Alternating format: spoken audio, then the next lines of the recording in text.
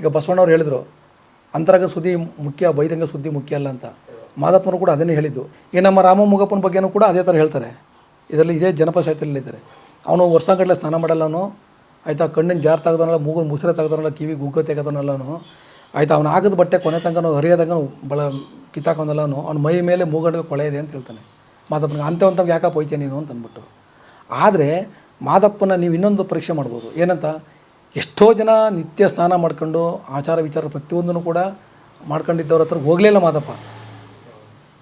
ಈಗ ಬೇಡ್ರ ಕಣ್ಣಪ್ಪ ಕಾಡಲ್ಲಿ ಭೇಟಿ ಆಡ್ಕೊಬಂದು ಮಾಂಸ ನೈವೇದ್ಯ ಮಾಡ್ತಿದ್ದವನು. ಅವನು ನಾನು ತ್ರಿಕಾಲ ಪೂಜೆ ಮಾಡಪ್ಪ ನೀನು ಅಂತೇಳಿ ಬಯಸ್ಕೊಂಡ. ಇಷ್ಟು ಕೊಳಕ ಅಂತ ಗೊತ್ತಾದ ಮೇಲೆ ಸರ್ವರಪ್ಪನ ಬಂದು ನೀನು ನನಗೆ ತಿಂಗಳು ಬಂದು ಎಣ್ಣೆ ಮಜ್ಜನೆ ಮಾಡಿಕೊಡು ಅಂತ ಹೇಳ್ದ. ತನ್ನ ಮೆಚ್ಚಿನ ಮಕ್ಕಳಾದ ಕಾರಯ್ಯ ಬಿಲ್ಲೇಂದ್ರಿಗೆ ಗುರುದೀಕ್ಷೆ ಕೊಡಬೇಕೆಂದು ಮಾದಪ್ಪ ನಿರ್ಧರಿಸಿದರು. ಗುರುದೀಕ್ಷೆ ಮಾಡುವವರು ಕಲ್ಯಾಣ ಪಟ್ಟಣದಲ್ಲಿರುವುದರಿಂದ ಕಲ್ಯಾಣದ ಬಸವಣ್ಣವರಿಗೆ ಗರಗರನವಾಲೆ ಬರೆದಾರು.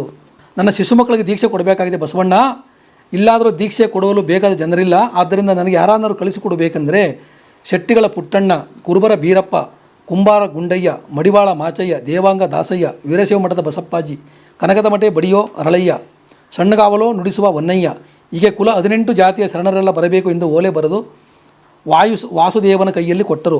ಓಲೆ ಕಲ್ಯಾಣಪಟ್ಟು ತಲುಪಿದು ಕೂಡಲೇ ಬಸವಣ್ಣ ಶರಣರಿಗೆಲ್ಲೂ ಏಳುಮಲೆ ಕೈಲಾಸಕ್ಕೆ ಕಳಿಸಿಕೊಟ್ಟರು. ಮಾದಪ್ಪನವರು ಕಾರಯ್ಯ ಬಿಲ್ಲೇರನ್ನು ಕರೆದುಕೊಂಡು ಬಂದು ಕೊಳದಲ್ಲಿ ಮುಳುಗಿಸಿ ಒದ್ದೆ ಬಟ್ಟೆಯಲ್ಲೇ ಅಡದಂಪಣದ ಬಳಿಗೆ ಕರೆತಂದರು. ಅಂಪಣದ ಕೈಯೆತ್ತಿ ಗುರುವಿಗೆ ಕರಮುಗಿದ ಮಕ್ಕಳ ಮಂಡೆ ಚೌರ ಮಾಡಿದ. ಈಗ ಮಕ್ಕಳ ಲಂಗೋಟಿ ಉಡಿದಾರಗಳನ್ನು ತೆಗೆದು ಸ್ನಾನ ಮಾಡಿಸಿ ಹೊಸ ಬಟ್ಟೆಗಳನ್ನು ಉಡಿಸಿ, ಆಯಿತಾ, ಗೋರಜ್ಜನ ಮತ್ತು ಗೋಮೂತ್ರಗಳನ್ನು ಮಕ್ಕಳಿಗೆ ಕುಡಿಸಿದರು. ಆಗ ಮಾದಪ್ಪ ಹೇಳಿದರು, ತಂದೆ ತಾಯಿ ಎಂಜಲು ನಿಮಗೆ ಇಂದಿಗೆ ಇಸಾ ಎಂದವರೇ.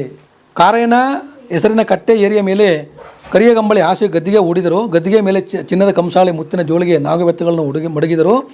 ಮುಂದಲ ಪಾದಕ್ಕೆ ಧರಿಸುವ 300 ಜಂಗುಮಗಳನ್ನು ಗದ್ದಿಗೆ ಮೇಲೆ ಮಡಗಿದರು. ಮಕ್ಕಳಿಗೆ ಭಸ್ಮಾಂಗ ಧಾರಣೆ ಮಾಡಿದರು.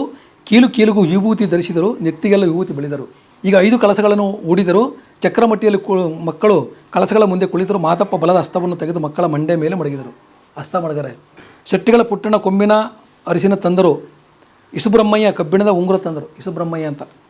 ಕುರುಬರ ಬೀರಪ್ಪ ಉರುಗುದಾರ ತಂದರು. ದೇವಾಂಗ ದಾಸಯ್ಯ ಕಂಕಣದ ವಸ್ತ್ರ ತಂದರು. ಹಿರಿಯ ಗುರು ಬಸಪ್ಪಾಜಿ ಮಕ್ಕಳಿಗೆ ಕಂಕಣ ಧಾರಣೆ ಮಾಡಿದರು. ಪಂಚಮುಖದ ರುದ್ರಾಕ್ಷಿ ತೆಗೆದುಕೊಂಡು ಮಾದಪ್ಪ ಕೊಟ್ಟರು. ಆ ಮಣಿಗೆ ಶರಣರಲ್ಲೂ ಸಣ್ಣ ಮಾಡಿದರು. ಆಗ ಅದನ್ನು ಮಕ್ಕಳ ಕೂತಿಗೆ ಕಟ್ಟಿದರು. ನಾಗಬೆತ್ತವನ ಹೆಗಲ ಮೇಲೆ ಮಡಗಿದರು. ಮುತ್ತಿನ ಜೋಳಿಗೆಯನ್ನು ಮುಂಗೈಗೆ ಆಧಾರ ಮಾಡಿದರು. ಚೌಳಿಯ ಒನ್ನು ಬರೋದಾದರೂ ನಿಮ್ಮ ಜೋಳಿಗೆ ಬರಗಾಗಬೇಡ್ರಪ್ಪ ಅಂತ. ಅಂದರೆ ಚೌಳಿಯಲ್ಲಿರ್ತಕ್ಕಂಥ ಒಂದು ಬರೋದಾದರೂ ಕೂಡ ನಿಮ್ಮ ಜೋಳಿಗೆ ಬರದಾಗಬಾರ್ದು ಅಂತ ಮಾದಪ್ಪ ಅವತ್ತೇ ಅಭಯ ಕೊಟ್ಟರು ಮಕ್ಕಳಿಗೆ. ಹುಲಿ ಹಾಲು ನಿಮ್ಗೆ ಹಸುನ ಹಾಲಾಗಲಿ ಅಂತೇಳಿ ಮಾದಪ್ಪ ಅವತ್ತೇ ಆಶೀರ್ವಾದ ಮಾಡಿದ್ರೆ, ಹುಲಿ ಯಾವುದೂ ಕೂಡ ಅವ್ರಿಗೆ ಭಯಭಕ್ತಿ ಇಲ್ಲ ಅಂತ ಅವ್ರು ಕಂಡ್ರಿಂದ. ಸರ್ಪಾನ ಇಸವ ಕುಡಿದರೆ ನಿಮಗೆ ಪನ್ನೀರು ಕುಡ್ದಂಗೆ ಆಗ್ಲಪ್ಪ ಅಂತ ಹೇಳ್ತಾರೆ ಅವರು, ಯಾರಿಗೆ, ಕಾರಯ್ಯ ಬಿಲ್ಲನಿಗೆ ನೋಡಿ ಎಂದು ಹೇಳಿ ಮಕ್ಕಳ ಕಿವಿಗಳಲ್ಲಿ ಶಿವಮಂತ್ರವನ್ನು ಉಪದೇಶಿಸಿದರು. ಆಗ ಮಕ್ಕಳನ್ನು ನೋಡಿ ಕಣ್ತುಂಬಿಕೊಂಡರು. 7 ಕೋಟಿ ಪರ್ಸೆ ಬರ್ತದೆ, 7 ಕೋಟಿ ಬರ್ತದೆ. 16 ಕೋಟಿ ಪರ್ಸೆಗೆ ನೀವು ದೇವರಾಗಿ ಮೆರೀರಪ್ಪ. ನಿಮಗೆ ಬಗ್ಗಾದ ಇದ್ದ ಭಕ್ತರು ನಾವು ನೋಡ್ಕೋತೀನಿ ಅಂದಿನ ಮಾದೇವ. ಅಪ್ಪನ ಜೋಳಿಗೆ ಸೂಲಬಾರದೆಂದು ಆ ಮಕ್ಕಳು ಭಿಕ್ಷೆ ಮಾಡಿದರು. ಅವರು ತಮ್ಮಡಿಗೇರಿಗೆ ಬಂದಾಗ ಆ ಕೇರಿಯ ಜನರೆಲ್ಲ ಆ ಮಕ್ಕಳ ಪಾದಗಳನ್ನು ತೊಳೆದು ಪಾದ ಪೂಜೆಯನ್ನು ಮಾಡಿ ಕೋರಣೆ ನೀಡಿದರು. ಅವರು ತಮ್ಮಡಿಗೇರಿ ಜನರಿಗೆಲ್ಲ ಆಶೀರ್ವಾದ ಮಾಡಿ, ಆಯಿತಾ, ಸೋಲಿಗರ ದೊಡ್ಡಿಗೆ ಬಂದರು. ಆ ಮಕ್ಕಳು ನೆಲೆಸಿದ ಸೋಲಿಗರ ದೊಡ್ಡಿಯೇ ಸಾಲೂರು ಮಠ ಬಾಯಿತು. ನೋಡಿ, ಅವರು ಬಿರುದು ಬಿಂಕವನ್ನೆಲ್ಲ ತೆಗೆದು ಆ ಮಠ ಮನೆಯಲ್ಲಿ ಮಡಗಿದರು. ನನ್ನ ಶಿಶು ಮಕ್ಕಳು ಉಕ್ಕಿದ ಜಾಗ ಸ್ಥಿರವಾಗಲಿ ಎಂದು ಅವರು ಮಾದೇವ. ಶರಣಯ್ಯ ಶರಣಯ್ಯ ನಿಮಗೆ ಎಣ್ಣೆ ಮಜ್ಜನದಯ್ಯ. ಸರ್, ಮೂಲಭೂತವಾದ ಪ್ರಶ್ನೆ ಕೇಳ್ತೀನಿ ತಮ್ಮನೊಂದು. ಮಲೆ ಮಹದೇಶ್ವರರು ಈಗ ನಾವು ನೋಡ್ತಿರೋವಂಥ ಮೂಲ ಏನು ನಾವೆಲ್ಲ ಫೋಟೋದಲ್ಲಿ ನೋಡ್ತೀವಿ, ಪೂಜೆ ಮಾಡ್ತೀವಿ, ಹುಲಿ ಮೇಲೆ ಕೂತಿರುವಂಥ ಬಾಲರೂಪದ ಮಹದೇಶ್ವರರ ಸ್ವಾಮಿಯ ಒಂದು ಚಿತ್ರ ಏನಿದೆ, ಆ ಬಾಲ ಸನ್ಯಾಸಿಯ ಚಿತ್ರ, ಅದು ನಿಜವಾದ ಮಹದೇಶ್ವರ ರೂಪನ? ನೋಡಿ, ಮಾದಪ್ಪ ಯಾವ ಥರ ಇದ್ದರು ಅಂತಂತ ಒಂದು ಇಮ್ಯಾಜಿನೇಷನಲ್ಲಿ ಹೇಳ್ಬೋದು ಅಷ್ಟೇ ವಿನಃ ಮಾದಪ್ಪ ಇದೇ ಥರದಲ್ಲಿ ಇದ್ದರು ಅಂತ ಯಾರಿಗೂ ಸ್ಪಷ್ಟೀಕರಣ ಇಲ್ಲ. ಈಗ ಮಾದಪ್ಪ ಹುಲಿ ಮೇಲೆ ಕೂತಿದ್ರು ಅಂತ ಕಾರಣ ಏನು ಅಂತಂತಂದರೆ, ನೀವು ಲೋಕ ಸಂಚಾರಕ್ಕೆ ಹೋಗ್ಬೇಕಾದ್ರೆ ನೀನು ಹೋಗಪ್ಪ ಅಂತ ಹೇಳ್ಬಿಟ್ಟು ವ್ಯಾಘ್ರಾನದ ಮಹರ್ಷಿಗಳು ಅವ್ರಿಗೆ ವ್ಯಾಘ್ರಾನ ಅಂದರೆ ಹುಲಿ ಕೊಟ್ಟಿದ್ದು ಅಂತ ಉಲ್ಲೇಖ ಇದೆ. ಯಾಕಂದರೆ ಉತ್ತರಾಜಮ್ಮ ಮತ್ತು ಚಂದ್ರಶೇಖರ ಮೂರ್ತಿಯವರು ಮಗನ್ನ ತಗೊಂಡೋಗಿ ವ್ಯಾಘ್ರಾನದ ಮಹರ್ಷಿಗಳ ಆಶ್ರಮ ಕೊಟ್ಬಿಡ್ತಾರೆ. ಅವರು ತಾಯಿ ಹಾಲು ಕೊಟ್ಟಿದ್ದೀರಲ್ಲ ಅದು ಮಗು ಅಳಬೇಕಾದ್ರೆ ಅವರು ತಮ್ಮ ಹೋಮದ ಬೂದಿ ಮತ್ತು ಕಮ್ಮಂಡಲ್ಲ ನೀರನ್ನು ಮಗು ಬಾಯಿಗೆ ಹಾಕ್ತಾರೆ. ಅದು ಬಿದ್ದಾಗ ಅದು ಶಾಂತವಾಗುತ್ತೆ. ಮತ್ತು ಹೊಟ್ಟೆ ಹಸಿದಾಗ ಮತ್ತು ಅದೇ ರಿಪೀಟ್ ಮಾಡ್ತಾ ಬರ್ತಾರೆ. ಅವರು 6 ವರ್ಷ ತುಂಬಿದಾಗ ಅವರ ಒಂದು ಡೆವಲಪ್ಮೆಂಟು ಅಂದರೆ ಅವರಲ್ಲಿ ದೇಹದಲ್ಲಿ ಆಗೋಂಥ ಬದಲಾವಣೆಗಳನ್ನ ಸಹಜವಾಗಿ ಗಮನಿಸ್ತಾರೆ ಅವರು. ಇವರು ಸಾಮಾನ್ಯ ಮನುಷ್ಯನಲ್ಲ, ಇವನು ಭಾಳ ಪವಾಡ ಪುರುಷ. ಇವನು ಏನೋ ಒಂದು ಪವಾಡ ಮಾಡೋಕ್ಕೋಸ್ಕರವಾಗಿ ಇವನು ಇಲ್ಲಿ ಜನ್ಮ ತಾಳಿರ್ತಕ್ಕಂಥದ್ದು. ಇನ್ನು ಹೆಚ್ಚು ದಿನ ನಾನು ಇಲ್ಲಿ ಇಟ್ಕೋಬಾರ್ದು ಇವನ್ನ ಅಂತ ಅಂದ್ಬಿಟ್ಟು ಇವ್ನು ಲೋಕ ಸಂಚಾರ ಕಳಿಸ್ಬೇಕು ಅಂತ ಹೇಳ್ಬಿಟ್ಟು ಆಗ ವ್ಯಾಘ್ರಾನಂದ ಮಹರ್ಷಿಗಳು ಹುಲಿನ ಅವರೇ ಫಸ್ಟು ಕೊಡೋದು. ವ್ಯಾಘ್ರಾನಂದ ಮಹರ್ಷಿಗಳು ಮಾದಪ್ಪನಿಗೆ ಹುಲಿ ಕೊಟ್ಟವರು. ಆದಮೇಲೆ ಸಂಚಾರ ಮಾಡಪ್ಪ ನೀನು ಅಂತೇಳಿ ಹೋಗಿದ್ದವರು. ಸರ್ ಈಗ ನೀವು ಈಶ್ವರ ಅಂತ ತಿಳ್ಕೊತೀರಿ. ಈಶ್ವರ ನೀವು ಇದೇ ಥರ ಫೋಟೋ ಇದೆ ಅಂತ ಇಟ್ಕೊಳ್ಳಿ. ಈಗ ಈ ಥರ ಇದ್ರೊಂದು ಯಾರು ನೋಡಿರ್ತಾರೆ? ಪಾರ್ವತಿ ಈಶ್ವರನ ಪತ್ನಿ ಅಂತ ಗೊತ್ತು ನಮಗೆ. ಪಾರ್ವತಿ ಹೀಗೆ ಇದ್ಲು ಅಂತ ಹೆಂಗೆ ಗೊತ್ತು? ಒಂದು ಇಮ್ಯಾಜಿನ್ ಬರ್ದಿರ್ತಕ್ಕಂಥದ್ದು. ಅದೇ ಥರ ನಾವು ಅಷ್ಟೇ ಮಾದಪ್ಪನ ಕಲ್ಪನೆ ಮಾಡ್ಕೊಂಡ್ರೆ ಮಾದಪ್ಪನ ಒಂದು ಆಚಾರ ವಿಚಾರಗಳನ್ನ ನಾವು ಕಥೆಯಲ್ಲಿ ಬರ್ತದೆ. ಕಥೆಯಲ್ಲಿ ಬರೋದು ಈ ಥರ ಇರ್ಬೋದೇನೋ ಅಂತ ಒಂದು ಇಮ್ಯಾಜಿನೇಷನ್ ಬರ್ಕೊಂಡಿರ್ತೀವಿ. ಮೈಸೂರು ಮಹಾರಾಜರು ಬರ್ಸೋದ್ರ ಫೋಟೋನ ಅಂತಾರೆ ಜನ. ಯಾರು? ಮೈಸೂರು ಮಹಾರಾಜರು ಮಾದೇಶ್ವರು ಈ ರೀತಿ ಇರ್ಬೋದು, ಅವರ ಪವಾಡಗಳು, ಅವ್ರ ಕಥೆಗಳೆಲ್ಲ ಕೇಳಿಸ್ಕೊಂಡು ಖಂಡಿತ ಆಸ್ಥಾನ ಕಲಾವಿದರನ್ನ ಕರೆದು ಖಂಡಿತ ಈ ಥರ ಒಂದು ಚಿತ್ರ ಬರೀರಪ್ಪ ಅಂತ ಹೇಳಿ ಬರ್ಸೋದು. ಖಂಡಿತ ಅದೇನು ಹೇಳಿಲ್ವಾ? ಅವರ ಪವಾಡಗಳು ಮತ್ತು ಅವರು ಯಾವ ಥರ ಇರ್ಬೋದು ಅಂತ. ಯಾಕಂದ್ರೆ ಸಾಮಾನ್ಯವಾಗಿ ಅವ್ರ ಪವಾಡಗಳು ನೋಡಿದಲ್ಲಿ ಮನುಷ್ಯ ಈ ಥರ ಇರ್ಬೋದು ಅಂತ ಒಂದು ಇಮ್ಯಾಜಿನೇಷನ್ ಬಂದೇ ಬರ್ತದೆ. ಈಗ ನೀವು ಇವತ್ತು ನಮ್ಗೆ ವೀಡಿಯೋ ಮಾಡ್ತಿದ್ದೀರಾ, ಈ ಥರ ಈ ಕ್ಯಾಮ್ರಾ ತಗೊಂಡ್ಬಂದಿರ್ಬೋದು, ಈ ಥರ ಲೈಟ್ ತಗೊಂಡ್ಬಂದಿರ್ಬೋದು, ಹಿಂಗೆ ಇರ್ಬೋದೇನೋ ಅಂತ ಒಂದು ಇಮ್ಯಾಜಿನೇಷನ್ ಬರೀತೀವಿ. ಅದೇ ಥರ ಒಂದು ಕಾಲ್ಪನಿಕ ಚಿತ್ರಗಳು ಅಷ್ಟೇವೋ. ಅಂದರೆ ಬೋಳುಮಂಡೆ ಮಾದೇಶ್ವರರಿಗೆ ಎಣ್ಣೆ ಮಜ್ಜನ ಮಾಡಿಸ್ಕೊಳ್ಳೋಂಥ ಅವಶ್ಯಕತೆ ಏನಿತ್ತು? ತಲೆ ಮೇಲೆ ಕೂದಲೇ ಇಲ್ಲದೆ ಇರೋ ಮನುಷ್ಯನಿಗೆ ಎಣ್ಣೆ ಮಜ್ಜನದ ಅವಶ್ಯಕತೆ ಏನು ಅಂತ? ನಿಮಗೆ ತಲೆ ಮೇಲೆ ಕೂದಲಿಲ್ಲ ಅಂದಾಗಲೇ ಬೇಕು ಅದು ಅಲ್ವಾ? ಆ್ಯಕ್ಚುಲಿ ಅವ್ರಿಗೆ ತಲೆ ಮೇಲೆ ಕೂದಲು ಯಾವಾಗ ಹೋಯ್ತು? ದೀಕ್ಷೆ ಮಾಡಿದಾಗ ಹೋಯ್ತು ಅಂತ ಹೇಳ್ತಾರೆ. ಅದನ್ನು ಅದು ಕೂಡ ಸ್ಪಷ್ಟೀಕರಣ ಕರೆಕ್ಟಾಗಿ ಹೇಳೋಕ್ಕಾಗಲ್ಲ. ಯಾಕೆಂತಂದರೆ ಅವರು ಕುಂತೂರು ಮಠದಲ್ಲಿ ದೀಕ್ಷೆ ಪಡ್ಕೊಂಡು ವಜ್ರಮಲೆಗೆ ಬರ್ತಾರೆ ಅಂತ ಹೇಳ್ತಾರೆ. ವಜ್ರಮಲೆಯಲ್ಲಿ ಈಗ ನಿಮಗೆ ವಿಟ್ನೆಸ್ ಇದೆ ಅಲ್ಲಿ ಜಡೇಕಲ್ಲು ದೇವಸ್ಥಾನ ಅಂತ ಅಂದ್ಬಿಟ್ಟು. ಜಡೇಕಲ್ಲು ದೇವಸ್ಥಾನ ಅಂದ್ರೇನು? ಈಗಿರ್ತಕ್ಕಂಥದ್ದು ನಡುಮಲೆ ವಜ್ರಮಲೆ ಎರಡೂ ಅದೇನೆ. ವಜ್ರಮಲೆ ಈಗ ಶೆಟ್ಲೆಟ್ ವಜ್ರಮಲೆ ಅಂತ ನಿಮ್ಗೆ ತೋರಿಸಿದ್ನಲ್ಲ ನಾವು. ಆಯ್ತು, ಓಕೆ. ಈಗೇನಾಗುತ್ತೆ, ಅಲ್ಲಿ ಬಂದು ಮಾದಪ್ಪ ದೀಕ್ಷೆ ನಂತರ ಬಂದರು ಅಂತ ಹೇಳ್ತಾರೆ. ಅಲ್ಲಿ ದೀಕ್ಷೆ ನಂತರ ಬಂದ ನಂತರ ದೀಕ್ಷೆ ಆದಮೇಲೆ ಅವ್ರಿಗೆ ಬುಂಡೆ ಇರುತ್ತೆ ಅಂತೇಳಿ, ಆಯಿತಾ. ಆದರೆ ಮಾದಪ್ಪನವರು ಅಲ್ಲಿ ಬಂದರೂ ಕೂಡ ಸ್ನಾನ ಮಾಡಿದ ನಂತರ ಅಲ್ಲಿ ಬಂದು ಅವರು ಜಡೆ ಒಣಗಿಸ್ತಾ ಇದ್ರು ಅಂತ ಹೇಳ್ಬಿಟ್ಟು ಜಡೇಕಲ್ ದೇವಸ್ಥಾನ ಅಂತಲೂ ಹೇಳ್ತಾರೆ ಅಲ್ಲಿ ಒಂದು. ಆಮೇಲೆ ಇನ್ನೊಂದು ಉಲ್ಲೇಖ ಏನು ಗೊತ್ತಾ ನಿಮಗೆ? ಇವಾಗ ಮಾದಪ್ಪಂದು ಬುತ್ತಿ ಸಂಪ್ರದಾಯ ನೀವು ಹೇಳಿದೆ ನಮ್ಮ ಮೊನ್ನೆ. ಬುತ್ತಿ ಸಂಪ್ರದಾಯ ಅಂದ್ರೆ ಏನು? ಪ್ರತಿಯೊಬ್ಬರು ಬುತ್ತಿ ಕಟ್ಕೊಂಡು ಹೋಗ್ತಾಯಿರು ಅಂತ. ಆ ಸಂಪ್ರದಾಯ ಯಾಕೆ ಬಂತು? ಅವರು ಶ್ರೀಶೈಲದಿಂದ ಬರ್ಬೇಕಾದ್ರೆ ಅವ್ರ ತಾಯಿ ಅವ್ರಿಗೆ ಒಂದು ಬುತ್ತಿ ಕಟ್ಕೊಟ್ಟಿರ್ತಾಳೆ. ನಿನಗೆ ಯಾವ ಹೊಟ್ಟೆ ನಿನಗೆ ತುಂಬ ಹಸುವಾಗತ್ತಪ್ಪ, ಆಗ ಇದನ್ನು ಊಟ ಮಾಡ್ಕೊಂತ ಹಾಲು ಒಂದು ಬುತ್ತಿ ಕಟ್ಕೊಟ್ಟಿರ್ತಾರೆ. ಅದನ್ನು ಅವ್ರು ಜಡೆನಲ್ಲಿ ಹಾಕೊಂಬಂದಿರ್ತಾರೆ ಅಂತ ಉಲ್ಲೇಖ ಇದೆ. ಜಡೆನಲ್ಲಿ ಹಾಕ ಬಂದುಬಿಟ್ಟು ಆ ಬುತ್ತಿನ ಕೊನೆಗಂಟು ಬಿಚ್ಚಿರಲ್ಲ ಅವರು. ಶ್ರಾವಣಾಸುರನ ಸಂಹಾರ ಮಾಡಿದಾಗ ಎಲ್ಲ ದೇವತೆಗಳು ಒಂದೇ ಸಲ ಬಂದುಬಿಡ್ತಾರೆ. ಅವ್ರಿಗೆ ಅನ್ನ ಆಹಾರ ಕೊಟ್ಟಿರಲ್ಲ ಅವನು, ನೀರನ್ನು ಕೂಡ ಕೊಟ್ಟಿರಲ್ಲ ಅವನು.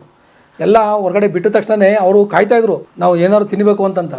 ಆಗ ಬಂದಾಗ ಮಾದಪ್ಪ ತನ್ನ ಜಡೆಯಲ್ಲಿದ್ದಂಥ ಬುತ್ತಿ ತೆಗೆದು ಎಲ್ಲಕ್ಕೂ ಹಂಚ್ತಾನೆ. ಅವನು ತನ್ನ ಜಡೆಯಲ್ಲಿ ಎಲ್ಲಕ್ಕೂ ಹಂಚ್ತಾನೆ. ಅದನ್ನು ಹಂಚಿದಾಗ ಅವ್ರು ಏನು ಮಾಡ್ತಾರೆ, ಎಲ್ಲ ತಿಂದು ಸೃಷ್ಟಿ ಆಗ್ತಾರೆ. ನಂತರ ಕೇಳ್ತಾರೆ, ಸರ್ ಎಷ್ಟೇ ಇರ್ಬೋದು ಅದು, ಆದರೆ ದೇವ್ರಿಗೆ ಕೊಟ್ಟದು. ಈಗ ನಿಮಗೆ ಅವರು ಡಾಕ್ಟರ್ ಜಯಶ್ರೀ ಅರವಿಂದ್ ಅವರು ಒಂದು ಕಡೆ ಹೇಳ್ತಾರೆ, ಇಡೀ ತುಂಬ ವರವ ಅಂತ ಕೊಟ್ಟ ಇಡೀ ತುಂಬ ವರವ ಅಂತ. ಇಡೀ ಅಂತಂದ್ರೆ ಏನು? ಅದು ದೇವ್ರ ಇಡೀ. ಅದು ಮನುಷ್ಯ ಕೊಟ್ಟು ಇಡೀ ಒಂದು ಕ್ಷಣಿಕೋ ಕಡಿಮೆ ಕಾಲೆಗೆ ಹೋಗುತ್ತೆ. ದೇವರು ಒಂದು ಇಡೀ ಕೊಟ್ಟ ಅಂತಂದರೆ ಅದು ನೀವು ತಲಾಂತರಕ್ಕೂ ಕೂಡ ನೀವು ಸುಭಿಕ್ಷೆ ಆಗುತ್ತೆ, ಅದು ಮುಗಿಯಲ್ಲ ಅದು.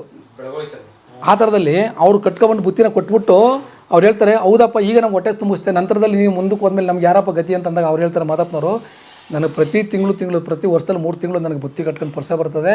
ಅವ್ರು ಪ್ರತಿಯೊಬ್ಬರು ಕೂಡ ಬುತ್ತಿ ಕಟ್ಕೊಂಬರೋರು ನಿಮಗೆ ಮೊದಲನೇ ಎಡೆಯನ್ನು ನಿಮ್ಗೆ ಅರ್ಪಿಸ್ಬಿಟ್ಟು ನಂತರದಲ್ಲಿ ಸ್ವೀಕಾರ ಮಾಡ್ತಾರೆ ಅಂತ ಹೇಳ್ತಾರೆ.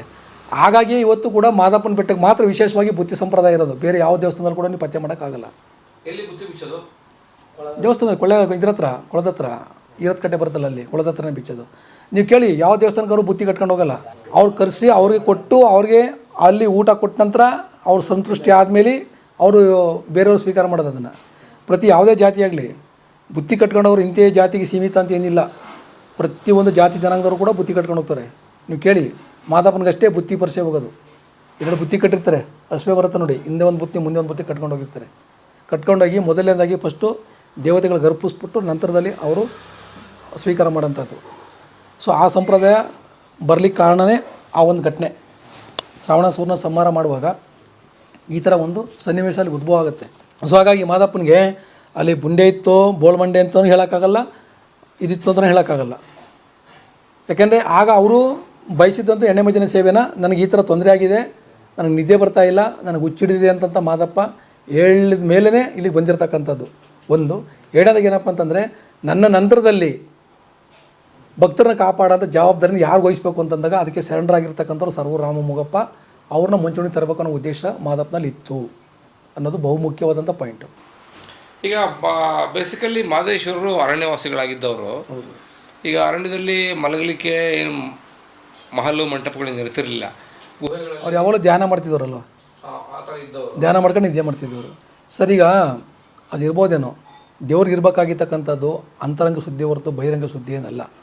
ಬಹಿರಂಗ ಸುದ್ದಿನ ಯಾವುದೇ ಕಾರಣಕ್ಕೂ ನೀವು ಒಬ್ಬ ಮನುಷ್ಯ ಅವನು ಕೊಳಕಾಗಿದ್ದಾನೆ ಅಂತಂತಂದರೆ ಅವನ ಧ್ಯಾನ ಮತ್ತು ಅವನ ಆಚಾರ ವಿಚಾರ ಹೆಂಗಿದೆ ಅಂತ ನೋಡಬೇಕೆ ವಿನಃ ಅವನು ಕೊಳಕಾಗಿದ್ದಾನೆ ದೂರ ಬರಬೇಕು ಅಂತಂತಂದರೆ ಅದು ನಿಮ್ಮ ಕಣ್ಣಲ್ಲಿ ಕಾಣೋಂಥದ್ದು ಒಂದು ಇದಷ್ಟೇ ಅದು. ಯಾಕೆಂದರೆ ನೀವಾಗ ನಾನೇ ಇದೆ ಅಂತ ತಿಳ್ಕೊಳ್ಳಿ, ನಾನು ನನ್ನಲ್ಲಿ ಎಷ್ಟೇ ಒಳ್ಳೆತನ ಇದ್ದರೂ ಕೂಡ ನೀವು ಅದನ್ನು ಗುರುಸ್ತೇ ನನ್ನ ಬಟ್ಟೆ ನೋಡಿ ನೀವು ಗುರುಸ್ತೀರಿ ಅಂತಂತಂದರೆ ಅದನ್ನು ಒಳ್ಳೇದು ಅಂತ ನೀವು ಹೆಂಗೆ ಅನ್ಕೋತೀರಾ? ಈಗ ಬಸವಣ್ಣವ್ರು ಹೇಳಿದ್ರು ಅಂತರಂಗ ಸುದ್ದಿ ಮುಖ್ಯ, ಬಹಿರಂಗ ಸುದ್ದಿ ಮುಖ್ಯ ಅಲ್ಲ ಅಂತ. ಮಾದಪ್ಪನವರು ಕೂಡ ಅದನ್ನೇ ಹೇಳಿದ್ದು. ಈಗ ಉದಾಹರಣೆಗೆ ಮಾದಪ್ಪನಿಗೆ ಹೇಳಿದ್ರು ಈ ಥರ ಎಲ್ಲ ಕೊಳಕಾಗಿದ್ರು ಅಂತಂತ. ಈಗ ನಮ್ಮ ರಾಮ ಮುಗಪ್ಪನ ಬಗ್ಗೆನೂ ಕೂಡ ಅದೇ ಥರ ಹೇಳ್ತಾರೆ. ಇದರಲ್ಲಿ ಇದೇ ಜನಪದ ಸಾಹಿತ್ಯದಲ್ಲಿ ಇದ್ದಾರೆ. ಅವನು ವರ್ಷಗಟ್ಟಲೆ ಸ್ನಾನ ಮಾಡಲ್ಲನು ಆಯಿತಾ, ಕಣ್ಣಿನ ಜಾರ್ ತೆಗೆದವನಲ್ಲ, ಮೂಗು ಮುಸುರೆ ತೆಗೆದವನಲ್ಲ, ಕಿವಿ ಗುಗ್ಗ ತೆಗೆದವನಲ್ಲನು ಆಯಿತಾ, ಅವನು ಆಗದ ಬಟ್ಟೆ ಕೊನೆ ತನಕ ಹರಿಯೋದಂಗ ಕಿತ್ತಾಕೊಂಡಲ್ಲನು, ಅವ್ನ ಮೈ ಮೇಲೆ ಮೂಗಂಡಿಗೆ ಕೊಳೆ ಇದೆ ಅಂತ ಹೇಳ್ತಾನೆ ಮಾದಪ್ಪನಿಗೆ. ಅಂಥವಂತವ್ಗೆ ಯಾಕಪ್ಪ ಹೋಯ್ತೀಯ ನೀನು ಅಂತ ಅಂದ್ಬಿಟ್ಟು. ಆದರೆ ಮಾದಪ್ಪನ ನೀವು ಇನ್ನೊಂದು ಪರೀಕ್ಷೆ ಮಾಡ್ಬೋದು. ಏನಂತ, ಎಷ್ಟೋ ಜನ ನಿತ್ಯ ಸ್ನಾನ ಮಾಡ್ಕೊಂಡು ಆಚಾರ ವಿಚಾರ ಪ್ರತಿಯೊಂದನ್ನು ಕೂಡ ಮಾಡ್ಕೊಂಡಿದ್ದವ್ರ ಹತ್ರ ಹೋಗಲಿಲ್ಲ ಮಾದಪ್ಪ. ಈಗ ಬೇಡ್ರ ಕಣ್ಣಪ್ಪ ಕಾಡಲ್ಲಿ ಬೇಟೆ ಆಡ್ಕೊಬಂದು ನೈವೇದ್ಯ ಮಾಂಸ ನೈವೇದ್ಯ ಮಾಡ್ತಿದ್ದವನು. ಅವನು ನಾನು ತ್ರಿಕಾಲ ಪೂಜೆ ಮಾಡಪ್ಪ ನೀನು ಅಂತೇಳಿ ಬಯಸ್ಕೊಂಡ. ಇಷ್ಟು ಕೊಳಕ ಅಂತ ಗೊತ್ತಾದ ಮೇಲೆ ಸರ್ಗೂರಪ್ಪನ ಬಂದು ನೀನು ನನಗೆ ತಿಂಗಳು ಬಂದು ಎಣ್ಣೆ ಮಜ್ಜನೆ ಮಾಡಿಕೊಡು ಅಂತ ಹೇಳ್ದ. ಸೊ ಆಗಿರುವಾಗ ನೀವು ಅವ್ನ ಸುದ್ದಿ ಬಗ್ಗೆ ಮಾತಾಡೋಂಥ ಪ್ರಮೇಯಲ್ಲಿ ಬರುತ್ತೆ ನಿಮಗೆ ಅಂತ ನಾನು ಹೇಳ್ತಾರೆ. ಈಗ ದೇವ್ರು ಶುದ್ಧಿಯಾಗಿರ್ಬೇಕು ಅಂತ ನೀವು ಯಾಕೆ ಬಯಸ್ತೀರಿ ಅಂತ ನಾನು. ಈಗ ನಿಮ್ಗೇನು ಬೇಕು, ನಿಮ್ಮ ಇಷ್ಟಾದ ಸಿದ್ಧಿ ಆಗಬೇಕು, ಅದನ್ನು ಮಾದಪ್ಪ ಕೊಡ್ತಾನೋ ಕೊಡ್ತಾ ಇಲ್ವಾ? ಇಲ್ಲ ಹಂಗಂತಲ್ಲ, ನಾನು ಹೇಳ್ತಿರೋದು ಹಾಂ, ಎಲ್ಲರೂ ಶುದ್ಧವಾಗಿರೋ ನದಿನ ಇಷ್ಟಪಡ್ತಾರೆ. ಹೌದು. ಹಾಂ, ಈಗ ಹಾಲಳ್ಳ ಮತ್ತು ಇವೆಲ್ಲ ಏನಕ್ಕೋಸ್ಕರ ಉದ್ಭವ ಅದೆಲ್ಲ. ಈಗ ಮಾದಪ್ಪ ಅಲ್ಲಿ ಮಜ್ಜನದ ಕೊಳದಲ್ಲಿ ಸ್ನಾನ ಮಾಡ್ಕೊಂಡು ಎಳಗಾವಿ ಒದ್ಕೊಂಡು ಸುಳಗಾವಿ ಸುತ್ಕೊಂಡು ಆಯಿತಾ, ವಿಭೂತಿ ಗಂಧ ಹಚ್ಕೊಂಡು ಇಲ್ಲಿಗೆ ಬರ್ತಾಯಿದ್ರು ಅಂತ ಹೇಳ್ತಾಯಿದ್ರು. ಆವಾಗ ಮಾದಪ್ಪ ಕೊಳಕ ಅಂತ ಹೆಂಗೆ ಹೇಳ್ತೀರಿ ನೀವು? ಸ್ನಾನ ಮಾಡಿಲ್ಲ ಅಂತ ಎಲ್ಲಿದೆ ಉಲ್ಲೇಖ ನಿಮಗೆ? ಹಾಂ, ಅವರು ಮಜ್ಜನ ಕೊಳ ಮಾಡಿಸ್ಕೊಂಡ್ರು, ಈರದ ಕಟ್ಟೆ ಮಾಡಿಸ್ಕೊಂಡ್ರು, ಪ್ರತಿಯೊಂದನ್ನು ಕೂಡ ಅಲ್ಲಿ ಅವರು ಸ್ನಾನ ಮಾಡಿ ಧ್ಯಾನ ಯೋಗ ಪ್ರತಿಯೊಂದು ಮಾಡೋಕ್ಕೋಸ್ಕರವಾಗಿ ಮಾಡ್ಕೊಂಡಂಥ ಕರ್ಮಭೂಮಿ ಅದು, ತಪೋಭೂಮಿ ಅದು. ನಮ್ಮ ಸರ್ಗೂರು ಬರ್ಬೇಕಾದ್ರೆ ಅದೇ ಕೂಡ ಉಲ್ಲೇಖ ಇರೋದು. ನನಗೆ ಆದಷ್ಟು ಬೇಗ ಸರ್ಗೂರ್ಗೆ ಹೋಗ್ಬೇಕಪ್ಪ, ನಾನು ವ್ಯಾಘ್ರತ ನಿಲ್ಲಿಸು ಅಂತಂದ್ಬಿಟ್ಟು ಅವರು ಸ್ನಾನ ಮಾಡ್ಕೊಂಡು ಎಳಗಾವಿ ಎಳೆದದ್ದು ಸುಳಗಾವಿ ಸುತ್ತಕೊಂಡು ಗಂಧ ಉಬತ್ತಿನೆಲ್ಲ ಬಳ್ಕೊಂಡು ಮಾದಪ್ಪ ಬಂದು ವ್ಯಾಘ್ರನ ಇರೋರು ಅಂತ ಹೇಳ್ಬಿಟ್ಟು. ಬೇಡ್ರ ಗಣಪ ಕೊಳಕಾಗಿದ್ದು ಸರ್ಗೂರಪ್ಪ ಕೊಳಕಾಗಿದ್ದ ಅಂತ ಅಷ್ಟೇ ಉಲ್ಲೇಖ ಇರ್ತಕ್ಕಂಥದ್ದು. ಮಾದೇಶ್ವರ ಎಷ್ಟು ವರ್ಷ ಕಾಲಾವಧಿ, ಎಷ್ಟು ವರ್ಷ ಬದುಕಿದ್ರು ಅಂತ ಇದೇ ಉಲ್ಲೇಖ? ಸರ್, ಕಾಲಾವಧಿ ಕರೆಕ್ಟಾಗಿ ಯಾರಿಗೂ ನಿರ್ಣಯವಾಗಿ ಕರೆಕ್ಟಾಗಿ ಇಷ್ಟೇ ಅಂತ ಹೇಳೋಕ್ಕಾಗಲ್ಲ. ನಮ್ಮ ಹತ್ರ ಇರ್ತಕ್ಕಂಥ ಡಾಕ್ಯುಮೆಂಟ್ ನೋಡಿ ಒಂದು ಈ ಕಾಲದಲ್ಲಿ ಇದ್ದರು ಅಂತ ಹೇಳ್ಬೋದೇ ವಿನಃ ಒಂದಂತೂ ನಿಜ. ಯಾಕಂದರೆ ಬಸವಣ್ಣ ಮತ್ತು ಮಾದಪ್ಪ ಇಬ್ಬರು ಸಮಕಾಲೀನರು ಅಂತ ಹೇಳುತ್ತೆ 12ನೇ ಶತಮಾನ ಅಂತ ಹೇಳ್ಬಿಟ್ಟು. ಯಾಕೆಂದ್ರೆ ನಾನು ನಿಮ್ಗೆ ತೋರಿಸಿದಂಥ ಕಾಪರ್ ಪ್ಲೇಟ್ ತಾಮ್ರ ಶಾಸನ ಕೂಡ ಅದು ಹೇಳೋದು 1246ನೇ ಇಸ್ವಿ ಕಾಪರ್ ಪ್ಲೇಟು ಅಂತ ಹೇಳ್ತಿದೆ. ಸೊ ನಂತರ ಬಂದಂಥ ಇತಿಹಾಸ ಕೂಡ ಅದೇ ಹೇಳೋದು. ಅಂದರೆ ಆ ಟೈಮಲ್ಲಿ ಇದ್ದರು, ಈ ಥರ ಒಂದು ಸೇವೆ ಮಾಡಿದ್ರು, ಇಂಥ ಸರ್ವಿಸ್ ಮಾಡಿದ್ರು ಅವ್ರಿಗೆ ಅಂತ ಅಂದ್ಬಿಟ್ಟು. ಈಗ ಹೌದು, ಯಾಕಂದರೆ ಅವರು ಏನು ಮಾಡ್ತಾರೆ ಅಂತಂದರೆ ಕಲ್ಯಾಣ ಪಟ್ಟಣದಲ್ಲಿ ಈಗ ಕಾರಯ್ಯ ಮತ್ತು ಬಿಳ್ಳೆಯರ್ ಇಬ್ಬರಿಗೂ ಕೂಡ ದೀಕ್ಷೆ ಕೊಡಬೇಕಾದ್ರೆ ಬಸಪ್ಪ ಶಾಸ್ತ್ರಿಗಳನ್ನ ಕಲ್ಯಾಣ ಪಟ್ಟಣದಿಂದ ಬಸವೇಶ್ವರಿಗೆ ಅವರು ಓಲೆ ಬರೆದು ಕರೆಸಿದ್ರು ಅಂತ ಉಲ್ಲೇಖ ಇದೆ ಇದರಲ್ಲಿ, ಈ ಬುಕ್ಕಲ್ಲಿ ಉಲ್ಲೇಖ ಇದೆ. ಇದು ಜನಪದ ಸಾಹಿತ್ಯದಲ್ಲೇ ಜನಪದ ಮಹಾಕಾವ್ಯ ಮಲೆವಾಸಿ ಕಥಾಮಂಜರಿ ಇದರಲ್ಲಿ ಕ್ಲಿಯರಾಗಿ ಉಲ್ಲೇಖ ಇದೆ. ಬಸವಣ್ಣವ್ರಿಗೆ ಓಲೆ ಬರೆಸ್ಬಿಟ್ಟು ಕರೆಸಿದ್ರು ಅವ್ರನ್ನ ಅಂತಂದ್ಬಿಟ್ಟು. ಬಂದಾನಪ್ಪೋ ಬಂದಾನೋ ಮುಂಗೊಂಡರ ಮಾದೇವ, ಬಂದಾನಪ್ಪೋ ಬಂದಾನೋ ತುಂಡು ಮೊಗದ ತುಂಡಯ್ಯ. ಹೌದೌದು, ನಿಮ್ಗೆ ತೋರಿಸ್ತೀನಿ. ಹೌದು. ಹಾಂ, ಇಲ್ಲ ಬಸವಣ್ಣ ಬೆಟ್ಟಕ್ಕೆ ಬಂದಿಲ್ಲ, ಕಲ್ಯಾಣ ಪಟ್ಟಣಕ್ಕೆ ಇವರು ಅವ್ರಿಗೆ ಇದನ್ನು ಕಟ್ಸ್ಕೊ ಅಂದರೆ ಅವ್ರಿಗೆ ದೀಕ್ಷೆ ಕೊಡೋಕ್ಕೋಸ್ಕರ ಮಾದಪ್ಪ ಅಲ್ಲಿಗೆ ಓಲೆ ಬರ್ಸ್ಬಿಟ್ಟು ಬಸಪ್ಪ ಅನ್ನೋರು ಕರೆಸಿದ್ರು ಅಂತ ಬರೆದಿರತಕ್ಕಂಥದ್ದು. ಇಲ್ಲಿ ನಿಮ್ಗೆ ತೋರಿಸ್ತೀನಿ, ಇಲ್ಲಿ ತುಂಬ ಚೆನ್ನಾಗಿ ಬರೆದಿರೋದನ್ನು ನೋಡಿ. ಇಲ್ಲಿ ಕೊಟ್ಟಿದ್ದಾರೆ ನೋಡಿ, ತನ್ನ ಮೆಚ್ಚಿನ ಮಕ್ಕಳಾದ ಕಾರಯ್ಯ ಬಿಲ್ಲೇಂದ್ರಿಗೆ ಗುರುದೀಕ್ಷೆ ಕೊಡಬೇಕೆಂದು ಮಾದಪ್ಪ ನಿರ್ಧರಿಸಿದರು. ಗುರುದೀಕ್ಷೆ ಮಾಡುವವರು ಕಲ್ಯಾಣ ಪಟ್ಟಣದಲ್ಲಿರುವುದರಿಂದ ಕಲ್ಯಾಣದ ಬಸವಣ್ಣವರಿಗೆ ಗರಗರನವಾಲೆ ಬರೆದಾರು. ನನ್ನ ಶಿಶು ಮಕ್ಕಳಿಗೆ ದೀಕ್ಷೆ ಕೊಡಬೇಕಾಗಿದೆ ಬಸವಣ್ಣ, ಇಲ್ಲಾದರೂ ದೀಕ್ಷೆ ಕೊಡಲು ಬೇಕಾದ ಜನರಿಲ್ಲ. ಆದ್ದರಿಂದ ನನಗೆ ಯಾರನ್ನಾರು ಕಳಿಸಿಕೊಡಬೇಕೆಂದರೆ ಶೆಟ್ಟಿಗಳ ಪುಟ್ಟಣ್ಣ, ಕುರುಬರ ಬೀರಪ್ಪ, ಕುಂಬಾರ ಗುಂಡಯ್ಯ, ಮಡಿವಾಳ ಮಾಚಯ್ಯ, ದೇವಾಂಗ ದಾಸಯ್ಯ, ವೀರಶೈವ ಮಠದ ಬಸಪ್ಪಾಜಿ, ಕನಕದ ಮಠೆ ಬಡಿಯೋ ಅರಳಯ್ಯ, ಸಣ್ಣಗಾವಲೋ ನುಡಿಸುವ ಹೊನ್ನಯ್ಯ, ಹೀಗೆ ಕುಲ 18 ಜಾತಿಯ ಶರಣರೆಲ್ಲ ಬರಬೇಕು ಎಂದು ಓಲೆ ಬರೆದು ವಾಸುದೇವನ ಕೈಯಲ್ಲಿ ಕೊಟ್ಟರು. ಓಲೆ ಕಲ್ಯಾಣ ಪಟ್ಟು ತಲುಪಿದ್ದು ಕೂಡಲೇ ಬಸವಣ್ಣ ಶರಣರಿಗೆಲ್ಲೂ ಏಳುಮಲೆ ಕೈಲಾಸಕ್ಕೆ ಕಳಿಸಿಕೊಟ್ಟರು. 18 ಜಾತಿನ ಬಂದಿದೆ ಅಂತ ಹೇಳ್ತಾರೆ ಅಲ್ಲಿ, ಆಯಿತಾ. ನೋಡಿ, ದೀಕ್ಷೆ ಅನ್ನೋದು ನಿಮ್ಗೆ ಹೇಳ್ಬಿಡ್ತೀನಿ ಏನು ಅಂತ. ಮಾದಪ್ಪನವರು ಕಾರಯ್ಯ ಬಿಲ್ಲೇರನ್ನು ಕರೆದುಕೊಂಡು ಬಂದು ಕೊಳದಲ್ಲಿ ಮುಳುಗಿಸಿ ಒದ್ದೆ ಬಟ್ಟೆಯಲ್ಲಿ ಅಡದಂಪಣದ ಬಳಿಗೆ ಕರೆತಂದರು. ಅಂಪಣದ ಕೈ ಎತ್ತಿ ಗುರುವಿಗೆ ಕರಮುಗಿದ ಮಕ್ಕಳ ಮಂಡೆ ಚೌರ ಮಾಡಿದ. ಈಗ ಮಕ್ಕಳ ಲಂಗೋಟಿ ಉಡಿದಾರಗಳನ್ನು ತೆಗೆದು ಸ್ನಾನ ಮಾಡಿಸಿ ಹೊಸ ಬಟ್ಟೆಗಳನ್ನು ಉಡಿಸಿ ಆಯಿತಾ. ಗೋರಜ್ಜನ ಮತ್ತು ಗೋಮೂತ್ರಗಳನ್ನು ಮಕ್ಕಳಿಗೆ ಕುಡಿಸಿದರು. ಆಗ ಮಾದಪ್ಪ ಹೇಳಿದರು, ತಂದೆ ತಾಯಿ ಎಂಜಲು ನಿಮಗೆ ಇಂದಿಗೆ ಇಸಾ ಎಂದವರೇ. ಇವತ್ತಿಗೆ ನೀವು ತಂದೆ ತಾಯಿ ಎಂಜಲು ಊಟ ಮಾಡ್ಬೋದು, ಇವತ್ತಿಗೆ ನೀವು ತಂದೆ ತಾಯಿ ಎಂಜಲು ಊಟ ಮಾಡ್ತಾರೆ ಇಸಾ ನಿಮಗೆ ಅದು ಅಂತ. ತಂದೆ ತಾಯಿ ಇವತ್ತು ಅವ್ರಿಗೆ ಚವರ ಮಾಡಿಸ್ಬಿಟ್ಟು ಹೊಡೆದಾರ ಕಿತ್ತಾಕ್ಬಿಟ್ಟು ದಿವಸ ಮಾಡೋದು ಹೇಳ್ತಾರೆ, ಇವತ್ತಿಗೆ ನಿಮ್ಮ ತಂದೆ ತಾಯಿ ಎಂಜಲು ಮುಟ್ಟಬಾರ್ದು, ಇನ್ನು ಇವತ್ತು ತಂದೆ ತಾಯಿ ಎಂಜಲು ಮುಟ್ಟಿದಾದರೆ ಅದು ನಿಮ್ಗೆ ಇಸಾಗುತ್ತೆ ಅಂತ ಮಾದಪ್ಪ ಹೇಳ್ತಾರೆ. ಆಯಿತಾ. ಪರೊಬ್ಬರ ಜೊತೆಯಲ್ಲಿ ಕುಳಿತು ನೀವು ಇನ್ಮೇಲೆ ಉಣ್ಣಬೇಡಿ ಕಂದಗಳೇ, ಬೇರೆ ಜೊತೆ ಕೂತ್ಕೊಂಡು ಊಟ ಮಾಡಬೇಡಿ ಕಂದಗಳೇ ನೀವು ಅಂತ ಹೇಳ್ತಾರೆ. ಕಾರೇನ ಹೆಸರಿನ ಕಟ್ಟೆ ಏರಿಯ ಮೇಲೆ ಕರಿಯ ಗಂಬಳಿ ಆಸೆ ಗದ್ದಿಗೆ ಹೂಡಿದರು. ಗದ್ದಿಗೆ ಮೇಲೆ ಚಿನ್ನದ ಕಂಸಾಳೆ ಮುತ್ತಿನ ಜೋಳಿಗೆ ನಾಗಬೆತ್ತಗಳನ್ನು ಮಡಗಿದರು. ಮುಂದಲ ಪಾದಕ್ಕೆ ಧರಿಸುವ 300 ಜಂಗುಮಗಳನ್ನು ಗದ್ದಿಗೆ ಮೇಲೆ ಮಡಗಿದರು. ಮಕ್ಕಳಿಗೆ ಭಸ್ಮಾಂಗ ಧಾರಣೆ ಮಾಡಿದರು. ಕೀಲಿಗೂ ವಿಭೂತಿ ಧರಿಸಿದರು. ನೆತ್ತಿಗೆಲ್ಲ ವಿಭೂತಿ ಬೆಳೆದರು. ಈಗ 5 ಕಳಸಗಳನ್ನು ಹೂಡಿದರು. ಚಕ್ರಮಟ್ಟಿಯಲ್ಲಿ ಮಕ್ಕಳು ಕಳಸಗಳ ಮುಂದೆ ಕುಳಿತರು. ಮಾದಪ್ಪ ಬಲದ ಹಸ್ತವನ್ನು ತೆಗೆದು ಮಕ್ಕಳ ಮಂಡೆ ಮೇಲೆ ಮಡಗಿದರು. ಹಸ್ತ ಮಡಗರೆ.